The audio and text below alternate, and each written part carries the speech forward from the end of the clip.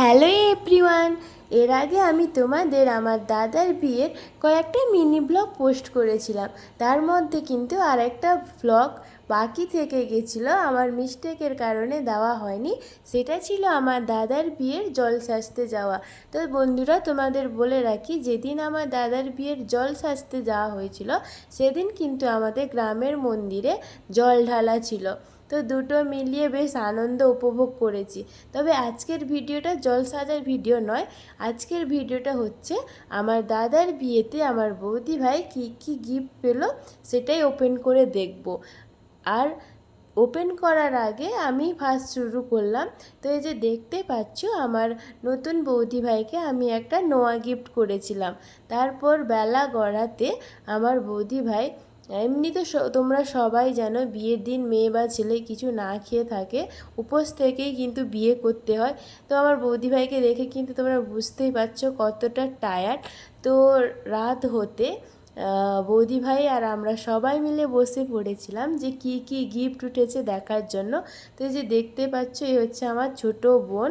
তো বৌদি একা নয়, বৌদিকে হেল্প করার জন্য আমার ছোট বোন, একজন দিদি, দুজন কিন্তু বৌদি ভাইকে হেল্প করছিল যে গিফট খোলার জন্য।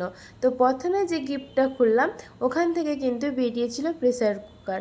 তারপরে যে গিফটটা খুললাম ওখান থেকে বেরিয়েছিল কাঁচের বাটির সেট। তো আবার যখন বৌদি ওপেন করে, একটা নয় দুটো নয়, পাক্কা 3টা প্রেসার কুকার কিন্তু বৌদি ভাইকে গিফট করা হয়েছিল। তারপরে এই যে দেখতে পাচ্ছ, খুব সুন্দর একটা লক্ষ্মী আর গণেশ ঠাকুরের মূর্তি। তো আমি যে বললাম না, একটা নয় দুটো নয়, তিনটে প্রেসার কুকার। তো তিনটেই কিন্তু প্রেসার কুকার গিফট ছিল। তারপরে আরও একটা যখন গিফট ওপেন করা হলো, তার মধ্যে কিন্তু ছিল জুসের সেট। তারপরে আবার একটা যখন আমরা গিফট ওপেন করলাম সেখানে ছিল বাটি সেট। তারপরে এটা একটু ভিন্ন ধরনের, এটা একজন দাদার বন্ধু বৌদি ভাইকে দিয়েছিল। এটা ছিল রূপোর সেট। রূপোর সেট বলতে সিঁদুর পরার কৌটো ছিল রূপোর। তো এই যে দেখতে পাচ্ছ, তো বৌদি তো পুরো ক্লান্ত, খুলতেই পারছে না। তো আমার বড়দি ভাই হেল্প করছিল ওপেন করার জন্য। তো এই যে দেখতে পাচ্ছ, এর মধ্যে থেকে বেরিয়েছিল একটা সুন্দর ঘড়ির সেট, সুন্দর একটা ঘড়ি। তার পাশেই কিন্তু ছিল রাধাকৃষ্ণের একটা সুন্দর একটা ছবি। তো সবাই মিলে খুবই হেল্প করেছে বৌদিকে এগুলো ওপেন করার জন্য।